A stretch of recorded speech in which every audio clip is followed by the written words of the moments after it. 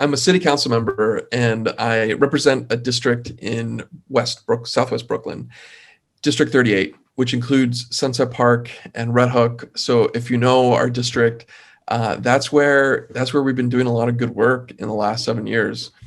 And we are going through some incredible and difficult times right now as a city that really, I think, elevated some issues that we had been working on in the district that are really felt citywide: development, policing, reimagining policing, and just like how to construct budgets, and all these things are really what's motivating me in really stepping in and bringing issues and talking about issues in a way that none of the candidates have done and won't do. And there's a difference between talking about it, and I call it progressive speak, and actually being able to implement it with courage. And I feel like in my time in the city council, I've really confronted not just the mayor, but also my colleagues in figuring out how to do things differently. And so we had this big rezoning situation that happened. That was a 7-year kind of in the making situation where Industry City, a big rezoning, we defeated because the community came together and really offered a new way, a new vision about how our relationship with government and developers just wasn't working.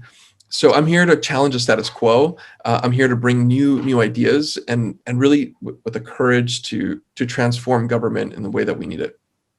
Yeah, well, I think that's absolutely exactly what we need. We need people who are, courageous enough to challenge the status quo, because this not only is the status quo not working, it's hurting so many people, right? And one of the, I guess, one of the best places to challenge the status quo, and like you framed it, I think so perfectly, reimagining how we police, and you followed it up by talking about the budget. And I think it's so important that we do that immediately, specifically in your instance, as the mayor has so much pull in deciding how the New York City budget is going to be allocated. And under Mayor Bill de Blasio, just like every other mayor, it's been wildly misallocated in the view of many progressives such as myself and Gavin.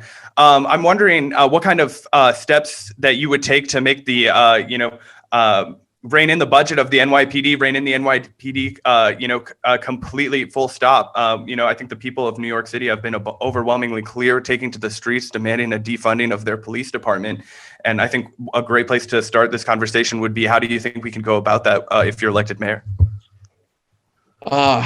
So in a lot of ways, I've been thinking about this since last summer, when the marches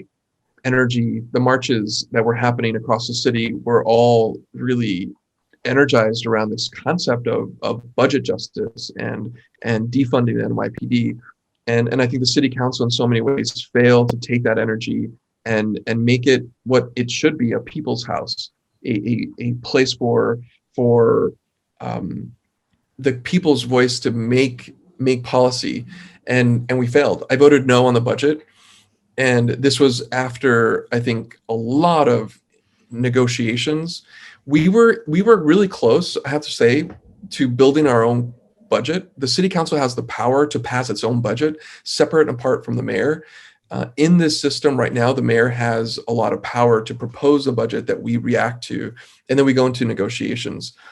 In the middle of these negotiations, the budget was slammed with a decrease of $10 billion. Now that's the kind of world economic depression that we're in right now. And it didn't give us enough time, I think, to organize. I want to change that. This next year, I want to build something called the people's budget. Is exactly what I just kind of framed it as: the power of the council to actually build our own budget, but not 6 weeks into 6 weeks right before the budget vote, 6 months. And so really next month, what I want to start doing is gathering council candidates and gathering people that are part of the movement to start building our own budget that we get to push through the city council.